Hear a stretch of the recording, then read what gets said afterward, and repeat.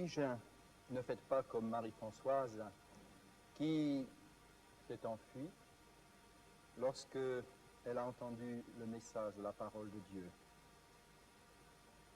Et je voudrais vous parler justement de ce Jésus qui a parlé d'amour sur les places publiques, mais même dans les synagogues, les églises de son pays. Jésus enseignait dans une des synagogues le jour du sabbat, et voici, il y avait là une femme possédée d'un esprit qui la rendait infirme depuis 18 ans. Elle était courbée et ne pouvait aucunement se redresser. Lorsqu'il la vit, Jésus lui adressa la parole et lui dit « Femme, tu es délivrée de ton infirmité. » Et il lui imposa les mains. À l'instant, elle se redressa et glorifia Dieu. Mais le chef de la synagogue, indigné de ce que Jésus avait opéré cette guérison un jour de sabbat, dit à la foule « Il y a 6 jours pour travailler. Venez donc vous faire guérir ces jours-là et non pas le jour du sabbat. » Hypocrite, lui répondit le Seigneur, est-ce que chacun de vous, le jour du sabbat, ne détache pas de la crèche son bœuf ou son âne pour le mener boire?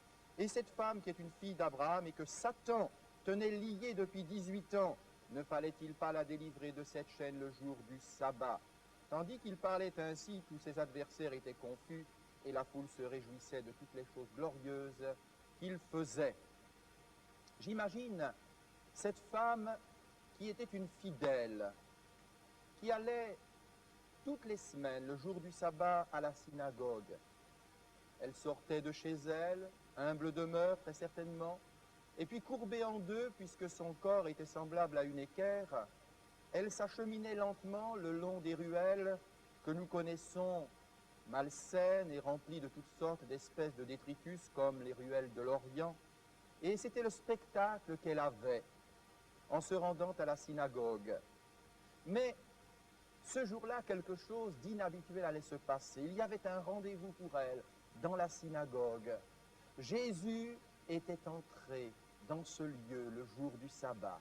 Et parce que Jésus était ce jour-là dans la synagogue, alors tout allait changer pour elle. Ce que sa religion, ce que les sages docteurs ne pouvaient opérer, Jésus, le Fils de Dieu, l'a fait ce jour-là. Au lieu de cette vision de détritus, de poussière des ruelles, au lieu de ce culte qui se poursuivait inlassablement sur les mêmes notes de semaine en semaine, il allait y avoir diversion ce jour-là. Jésus, le grand Jésus de l'Évangile, était là. Et ses mains se sont posées sur son corps. Et son corps est devenu comme un ressort. Il s'est redressé d'un coup. Quelle différence dans l'attitude de cette femme. À l'instant précédent, à la seconde précédente courbée, l'instant d'après, elle était droite. L'espace d'un éclair, elle était guérie. C'est le miracle que Jésus est capable d'apporter. D'un instant, il peut redresser la situation, toute situation qui nous tient courbés, qui nous rend esclaves. Il peut nous en affranchir d'un instant. Une drogue, n'importe quel asservissement, servitude. Cette femme, on lui aurait donné un nom savant de maladie aujourd'hui.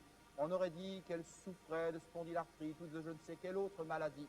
Mais Jésus disait que c'était un esprit qui la rendait infirme. Et c'était vrai, parce que lorsque l'esprit a été chassé, cette femme a été guérie. Il y a bien des choses qui nous échappent aujourd'hui. Dans le domaine de l'invisible, nous sommes des ignorants les plus complets. Nous nous fourvoyons, nous allons chez les guérisseurs, chez les cartomanciens, nous ne nous rendons pas compte que nous sommes entre les mains du diable.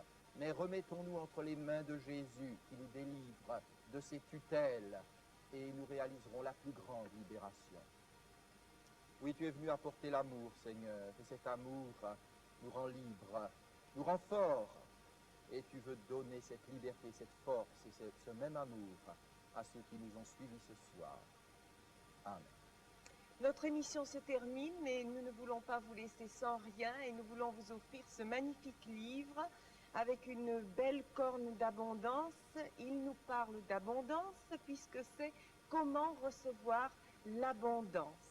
Alors notez notre adresse, Impact, 32 140 Panassac, France. Écrivez-nous, c'est avec grande joie que je vous lis et que je vous réponds. Bonsoir, à la semaine prochaine.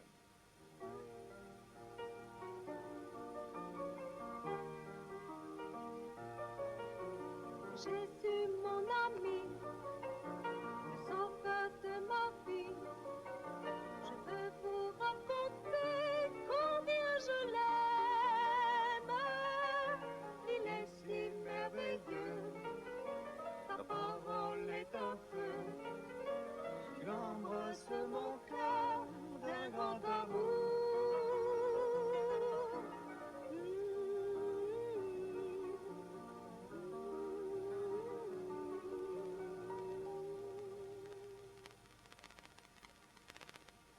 sont totalement indépendantes du cinéma.